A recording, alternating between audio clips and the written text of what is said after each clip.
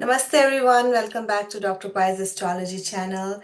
Today we are back with our last session with Kṣaṇāti on our series Dharma of Each Nakshatra, and we are covering Purva Bhadrapada, Uttara Bhadrapada and Revati. Sorry there was a little bit of gap, I was traveling and not feeling well, but now we are back with our series and a lot more coming up. Namaste Kṣaṇāti, welcome. Namaste, Navjeet ji. I'm so excited to be here. It's been a month or so, but I'm happy you had such a wonderful trip in India, visiting our guru, Amritananda Mayama, and some other beautiful places as well with your beloved husband. And I'm just so excited to be completing this series today. This series has been so enthusiastic for me. I'm so enthusiastic about this series. I'm going to be presenting it at the Sedona Parashara conference, which we've actually titled Sedona Vedic Astrology, Parashara's Nine Jewels of the Lotus, because we're going to have nine different teachings there. And Dr. Pai will be there presenting on a day. I will be presenting on a day. And you will be there. We'll all be hanging out together. So I can't wait for this. We're going to actually start sales for that on August 16th, where you can register for the Sedona event. So I'm just throwing out there. The website isn't ready yet, but April 16th, it will be ready. Not August, that'd be too late. It's actually August 20th, so April 16th. And yeah, so I'm very excited to complete my research today, although this research is never complete. It is an open book which will go on forever and ever. So I'm going to just start with a quick mantra, and then I'll get started.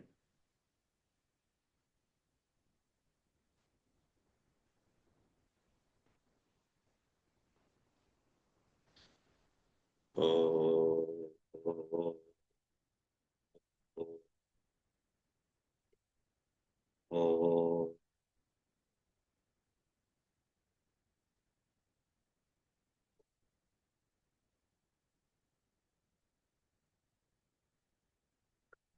Tvameva matacha pita tvameva bandhu sasaka tvameva vijja dravanam tvameva sarvam amritasware namo, tvameva sarvam amritasware namo.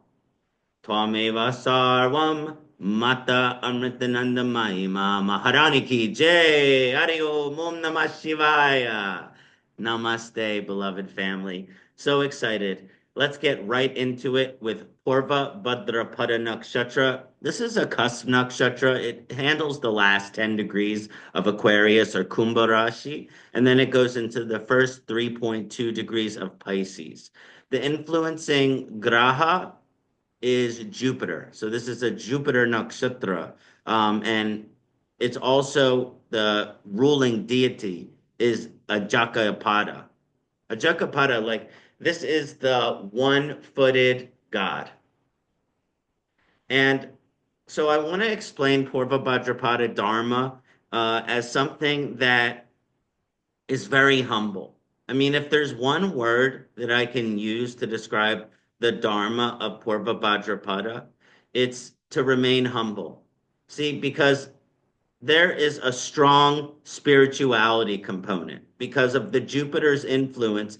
There's this strong influence to develop spiritual wisdom and understanding. These are individuals who are naturally very inclined to be able to explore different spiritual ideologies. Again, if we're in the Vedic understanding, they would be just, diving deep into Vedic mysticism, kirtan, chanting, Ayurveda, Jyotish, these deeper things.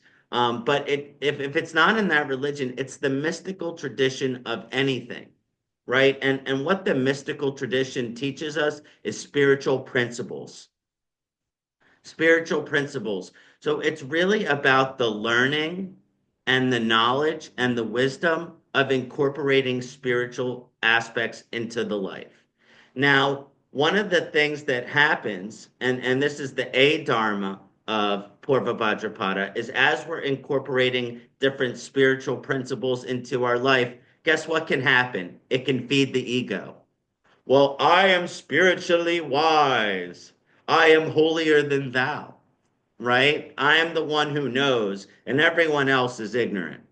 Well, this is part of being human, and I'm not judging you if this is part of your journey.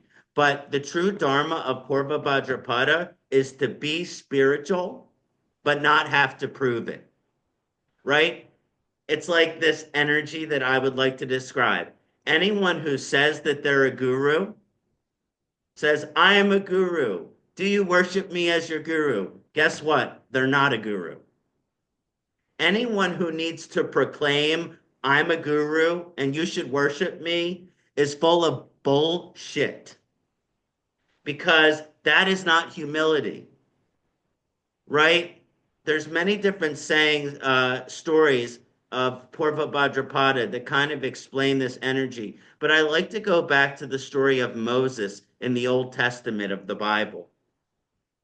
See, he was definitely a Purva Bhadrapada because the Old Testament, Moses went up to Mount Sinai and climbed Mount Sinai and was at the burning bush and was receiving the Ten Commandments.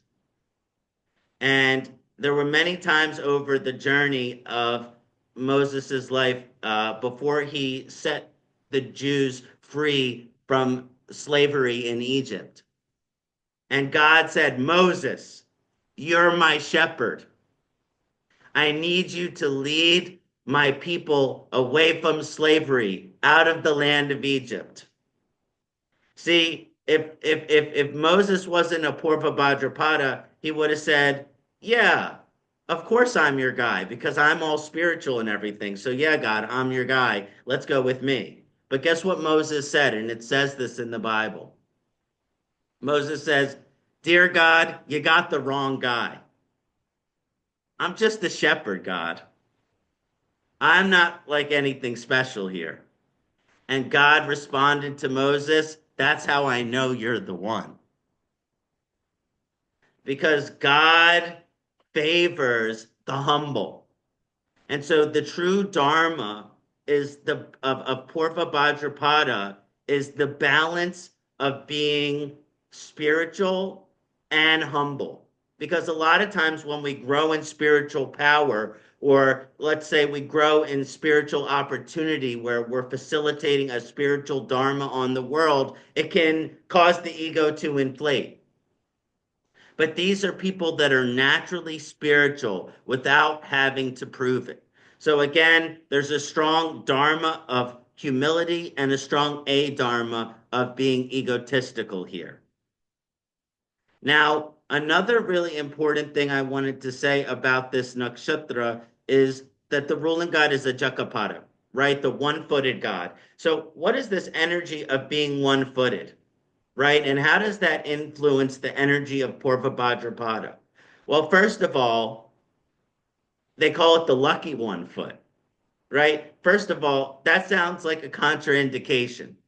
What do you mean, lucky one foot? If I had one foot, I would think that was kind of unlucky, right? So where is this lucky of one foot? It's understanding and surrendering that whatever our condition is, there is a gift which comes as a result of the challenge. See, this is what truly the Dharma of Purva Bhadrapada is, an energy of being able to see the beauty in everything and understanding that any challenge or curse, see, nothing is a challenge or curse because any difficulty has something beautiful on the other end of it. It's always darkest before the rainbow. So understanding the influence of the one-footed God here says, okay, sometimes Purva Bhadrapada natives, they can have some challenging karmas, right? They can have health issues. How does that one foot manifest for you? Sometimes the Purva Bhadrapada is a disability, right? And there's all sorts of disabilities that come up, right? The disability of the physical disability, the disability of the learning disability, the disability of the emotional disability, right? There's all sorts of disabilities. But Out of that disability is the blessing. It's the lucky 1 foot. You're looking at it negatively, but it's really this beautiful thing. I'm getting a chill. I have Mars and Purva Bhadrapada in the second bhav, right? Has to do with my career and hard working. My entire life growing up, I was told that I have a learning disability.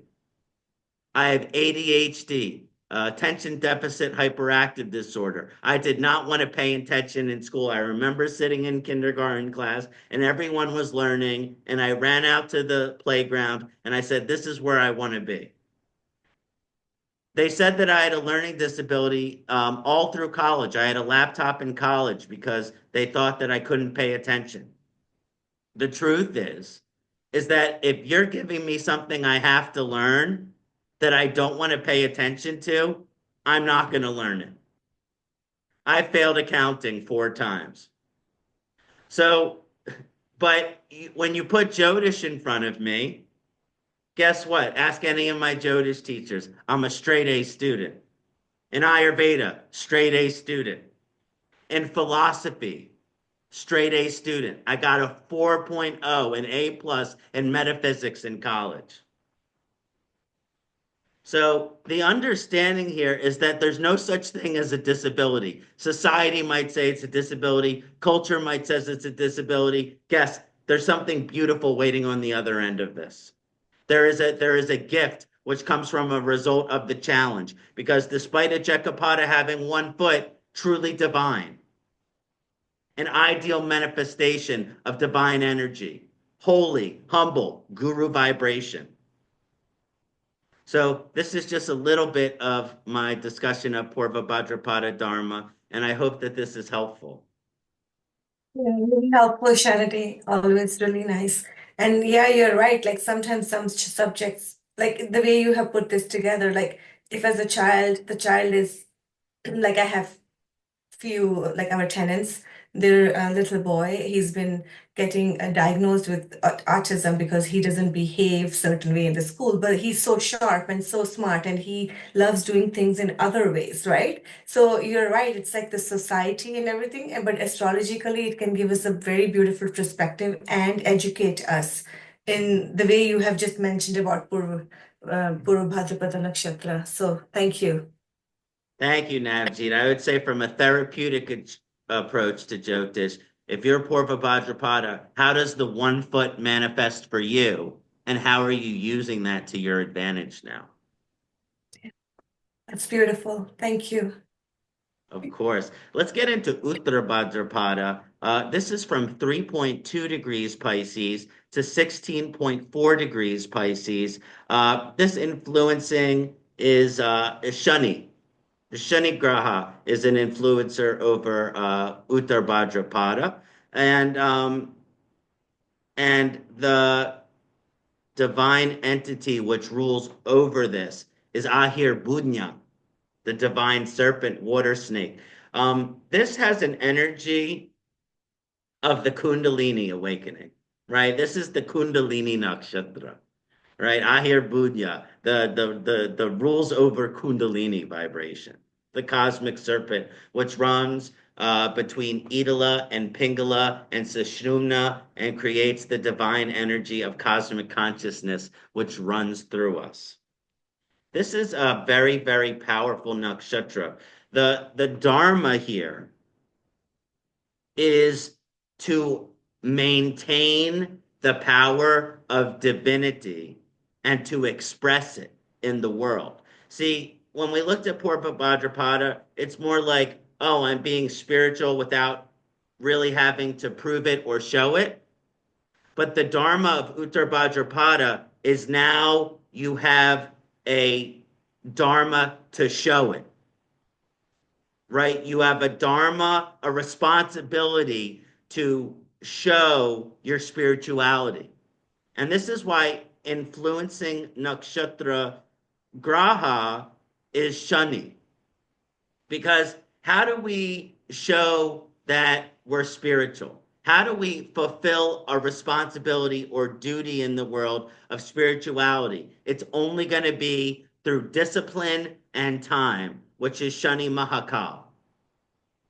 So when you're getting into this vibration of Shani and Uttara Bhadrapada, it's it's the discipline, the daily repetition of spiritual practices that are going to show that there is this force that you're putting service in the universe for through spiritual discipline, right?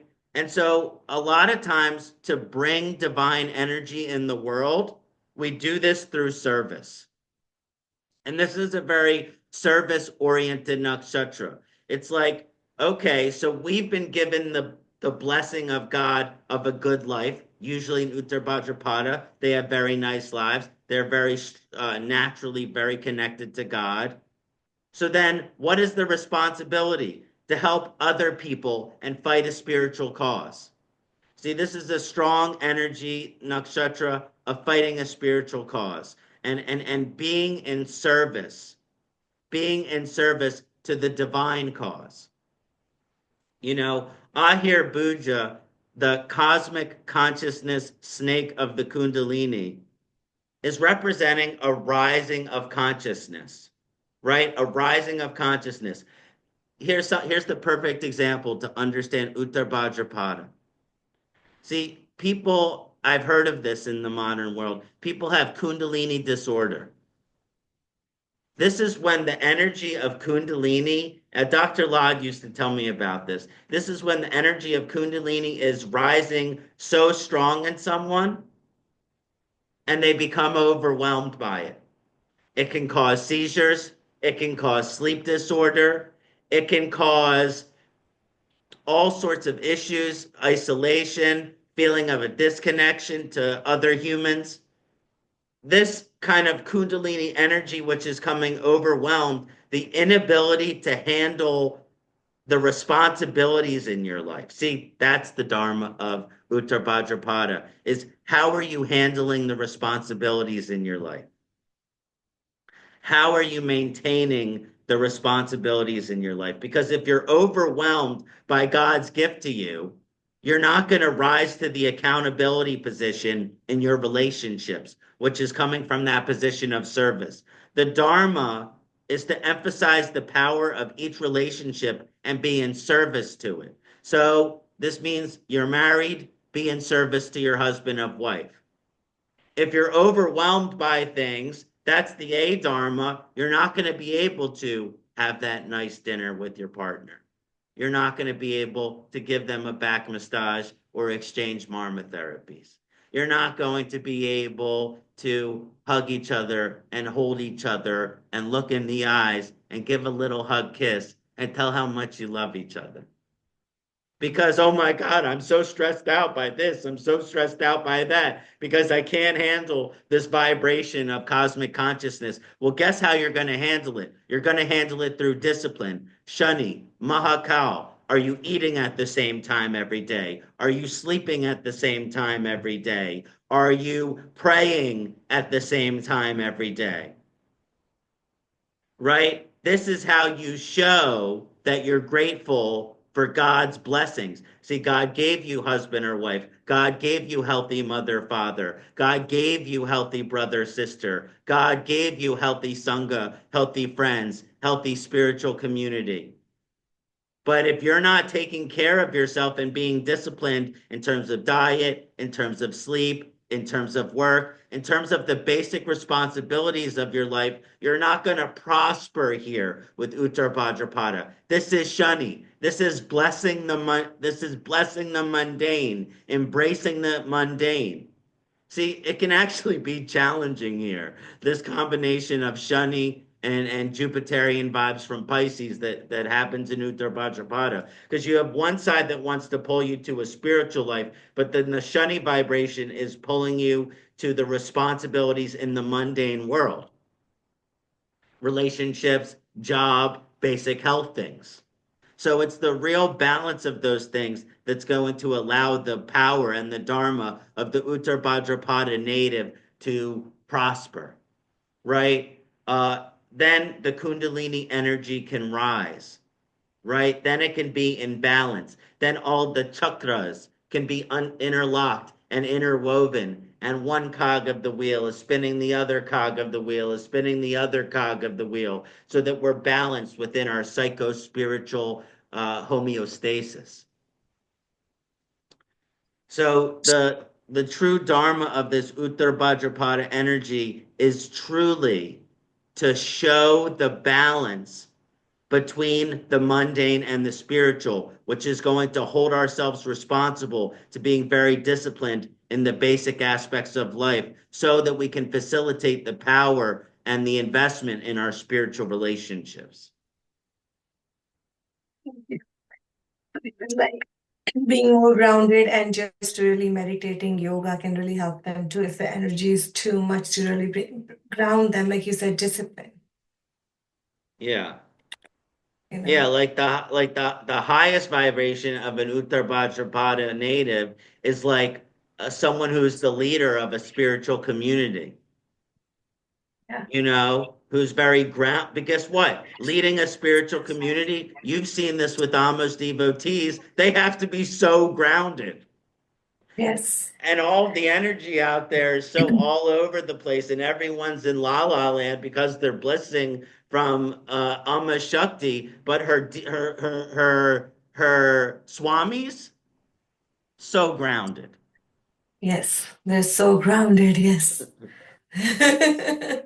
And that's the energy, is the grounding of spiritual energy, because there's no dharma facilitation unless we ground that spiritual energy into a duty, into a service. Well said. Beautifully explained, Shanti. Thank you. My pleasure. So the last nakshatra, and there's a reason it's the last nakshatra, is Revati nakshatra, which falls from 16.4 degrees Pisces to the end of Pisces. Revati, the prosperity nakshatra.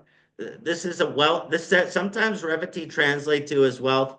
We can explain that in a little bit as well. The influencing graha is Bud, Mercury, and the influencing deity is Pushan. Pushan, the manifest, right? The manifestation energy. So, to understand Revati Nakshatra, why is it the last nakshatra? And look at the energy of the last two nakshatras, Purva Bhadrapada, Uttara Bhadrapada, Purva Bhadrapada, humble spirituality. Uttara Bhadrapada, grounded spirituality. And then all of a sudden, we get into Revati, which is a highly intellectual nakshatra. How does this make sense? Well, guess what happens after you've led, once you've become spiritually wise?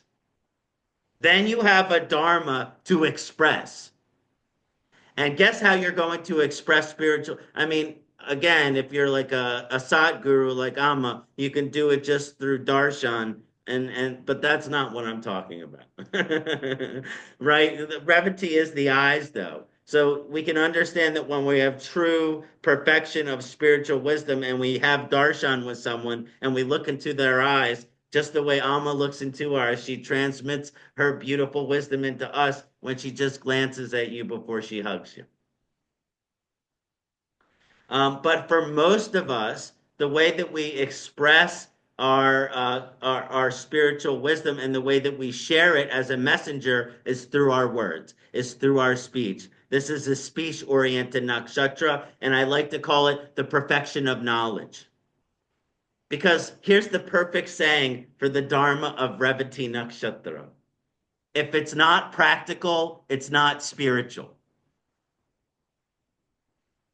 I gotta chill. The total link between practicality and spirituality. Because you can learn all of this spiritual information, you can achieve channeling energy, but if you can't express it, what good does it do? If you can't embody it, what good does it do? If you can't, so Purva Bhadrapada is if you can't embody it. I mean, Uttara Bhadrapada is if you can't embody it. Purva Bhadrapada is if you can't receive it. Revati Nakshatra is if you can't understand it. We have to be able to digest Shruti, truth, transmission, Shakti. We have to be able to digest it. And to be able to show that we can digest it, we have to be able to express it. So this divine energy of the expression of our spiritual understanding and our ability to share it and teach it, and for us to make sense, and that it's rational and that it's practical, this is where the Dharma of Revati Nakshatra shows up. And this is the wealth nakshatra. So how come the last nakshatra is the wealth nakshatra? It's because guess what true wealth is? Knowledge. The Bible says knowledge is wisdom, knowledge is greater than silver and gold. And the Patanjali's teachings says that the goal of yoga is to cease the fluctuations of the mind. Right? This is the practicality of it. Oh, you can be spiritual, right? But Patanjali shows us that if we can't use our spiritual wisdom and our spiritual practice for the yamas and the niyamas, there's really no point, because the vrittis, the mind stuff, is going to be overactive anyway. So understanding Revati as the perfection of knowledge and it's spilling over into being able to express and integrate the practicality of our spiritual lifestyle and be able to share that. That's the real gift of Revati Nakshatra. I mean, usually Revati Nakshatra natives, they have a strong dharma of being intellectual. But the Revati dharma is the balance of the spiritual and the intellectual. I mean, we're seeing that through all of these Pisces nakshatras, the balance of humility and spirituality in Purva Bhadrapada, the balance of stability, groundedness, and spirituality in Uttara Bhadrapada, and now in Revati, the balance of knowledge and spirituality. So how do we balance knowledge and spirituality? There's another saying that I like to describe Revati Nakshatra. Because guess what? When you get to the last nakshatra and you realize you've experienced everything, you've gone through every karma, you've achieved ultimate liberation, and guess what? Then you realize you really absolutely know nothing at all. Because he or she who thinks they know everything don't know nothing. And he who has explored and studied and experienced every single thing that the universe has to offer and realize that they truly know nothing and is always more to learn, that's wisdom. Wisdom is no matter how knowledgeable I am, no matter how much darshan I received, no matter which guru has blessed me with the Shaktipat, no matter what has happened in me into the universe, I still have more learning to do. And this is where reincarnation is a strong element of this nakshatra. Because on a deeper level, how does the soul go through Mahasamadhi? You know, how does the soul go through Mahasamadhi? It has to go and achieve full liberation and mastery of every lesson that it's possible to learn. This is a little bit of a conclusion here. We've gone through the Dharma of all 27 nakshatras, and we've seen lessons. We've seen Dharma. We've seen big patterns that are beautiful and patterns that are challenging. We've seen how the karma pulam, the ripening of karma, is affecting the Purusharthas here, the ability for the native to achieve Dharma, Artha, Kama, Moksha. Well, guess what happens once you've learned all of these 27 karmic lesson pattern systems. Let's do it again. Right? You think that because you've experienced all 27 levels of wisdom or knowledge that, oh, now I'm going to go through some Mahasamadhi. Guess what? You probably have to experience it multiple times because the only way to know if you've really learned anything is to have to be shown and tested on it again and again and again.